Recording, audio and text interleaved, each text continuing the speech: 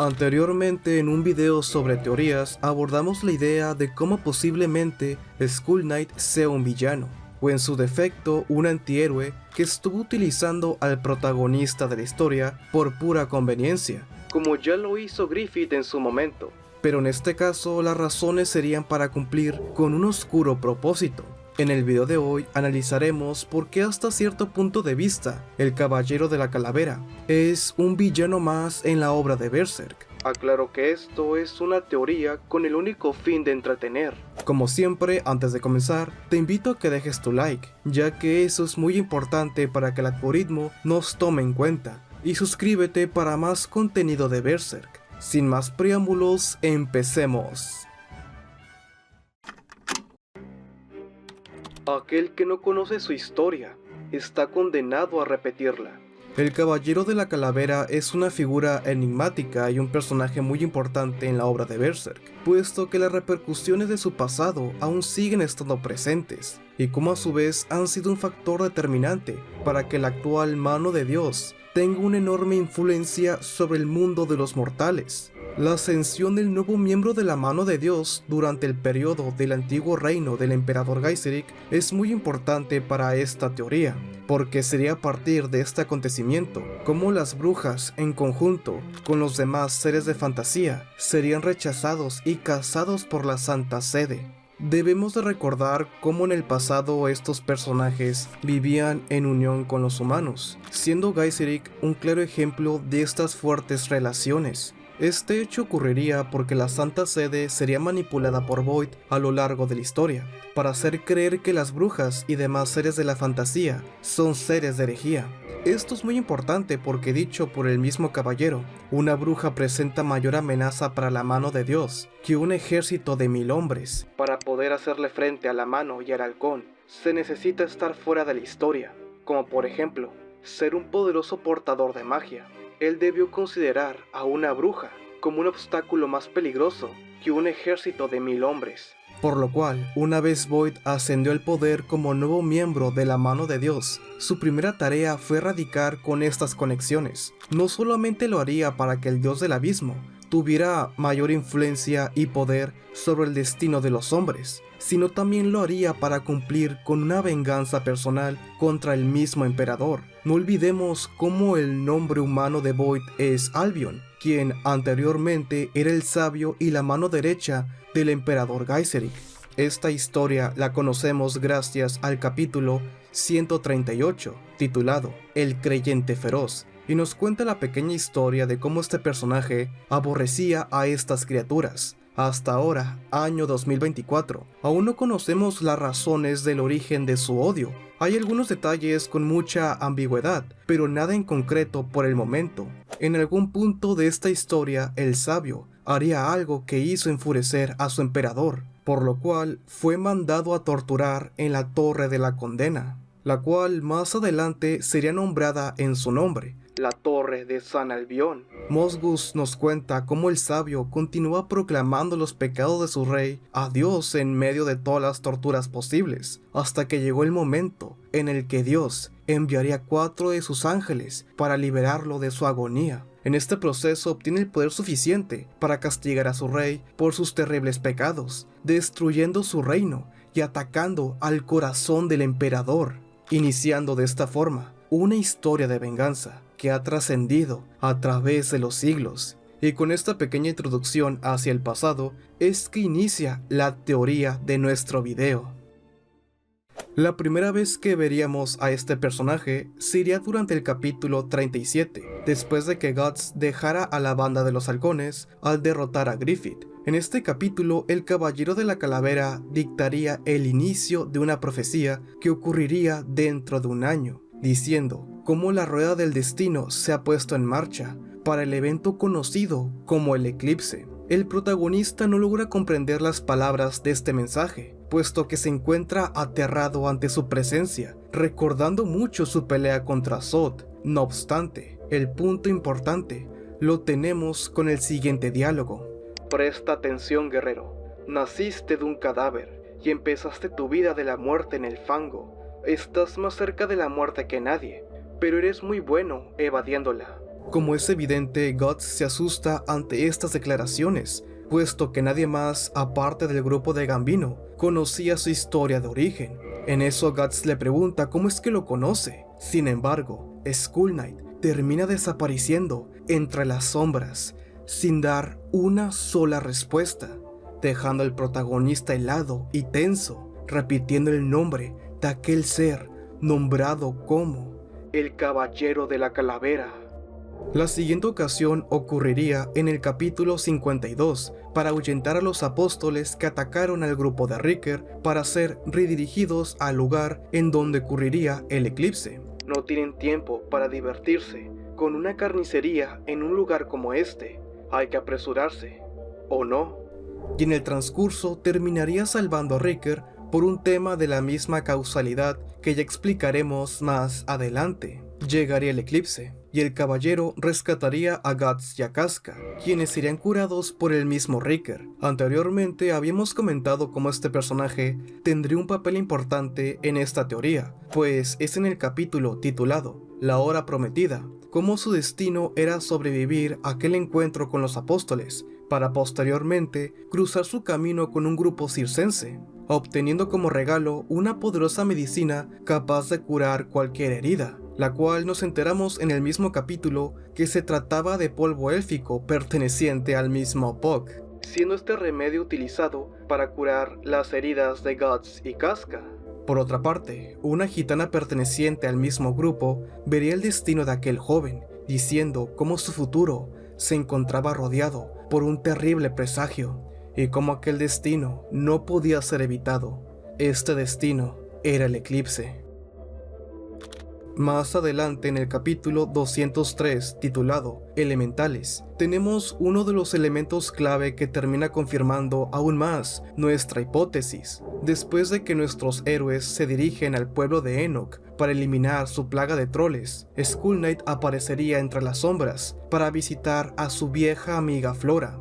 Esta le preguntaría si acaso ya está satisfecho, diciéndole: ¿qué clase de fortuna hizo que tú me pidieras un favor? Y con una mirada seria, Flora lo juzga y le pregunta si acaso es por el bien de alguien, o quizás se trata de lástima por un compañero del sufrimiento, o tal vez está simplemente utilizándolo. Estas primeras viñetas son muy importantes, puesto que el personaje trata de descifrar, al igual que nosotros, las verdaderas intenciones del caballero. Si acaso siente lástima por Guts al reconocer el destino que la guarda, o si quizás solo lo está utilizando al verse él mismo reflejado en su venganza en contra de Boyd. Ya saben, ese paralelismo entre Guts y Griffith. Tal vez está fascinado contigo porque te pareces a lo que él solía ser. Otro punto interesante lo encontramos en cómo el caballero no había visitado a Flora por un largo tiempo, si es que no existía un propósito de por medio, haciendo de su visita algo que nace por pura necesidad. Esto puede ser una confirmación cuando Flora le dice: viejo amigo, quiero creer que aún conservas el corazón de un hombre dentro de ti. Esto en una interpretación de cómo sus decisiones pueden perjudicar a otros con tal de cumplir objetivos personales. En respuesta, Skull Knight solo se limita al decir: incluso si no lo hacía yo, estoy seguro de que habría sido guiado por la ley de la causalidad. En el capítulo titulado Rasguños, ambos preparan la armadura Berserk, una vez ocurren los acontecimientos del ataque hacia el árbol espiritual de Flora. Zod contempla la armadura Berserk una vez el protagonista la trae puesta, y sorprendentemente logra reconocerla, refiriéndose a ella con el apodo de mi némesis o viejo rival, dependiendo de la traducción. Ah, los recuerdos de mi querido y viejo rival, así que dejarás que él siga el mismo camino que tú, hacia el infierno. Esta cita del apóstol es de vital importancia, ya que al ser un rival de cientos de años, conoce perfectamente la historia del Caballero de la Calavera. En base a esto, el apóstol comienza a atar los cabos sueltos, recordando cómo Guts sobrevivió al eclipse gracias al Caballero de la Calavera, y lo que al principio sería un milagro para nuestro héroe. La escena se vuelve una tragicomedia. El inmortal reacciona de esta forma en ambos escenarios, puesto que Skull Knight no solo acaba de condenar a aquel hombre que fue marcado, sino que también, muy posiblemente, esté siendo utilizado para cumplir con sus caprichos. Como quieras, continuaremos luego, solo por su buena suerte. No, debería decir, su maldita suerte. Dejarás que él siga el mismo camino que tú, hacia el infierno. Entonces, con toda esta información en mano, podemos decir que este fue el primer eclipse que fue interrumpido por el caballero, al ver la reacción de los demás miembros de la mano de Dios, dándole más fuerza a esta idea de cómo el protagonista de Berserk es un peón para consumir con una venganza que nació hace más de 1000 años. En resumen, se entiende como Skull Knight no salvó a Guts del eclipse por razones altruistas, sino que él ya había preparado este escenario para que Guts desarrollara un fuerte deseo de venganza contra la misma mano, utilizando su odio como una herramienta más para su venganza. Igualmente, esto hace del rescate de Riker algo que no nació fortuitamente, sino que, si bien el caballero puede ver ciertos caminos de la causalidad, sabía que Riker era una pieza fundamental para acomodar sus planes a su conveniencia. Del mismo modo, él bien podría haber salvado a los demás amigos de Riker, pero no lo hizo, porque posiblemente de haber hecho esto, Riker jamás hubiera conocido al grupo del circo, y por consiguiente, no hubiera conseguido el polvo de elfo para sanar las heridas de Guts y Casca cuando estos salieron del eclipse.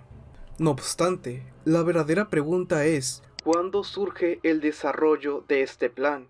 Según mi interpretación, pueden existir 3 caminos diferentes hasta este punto.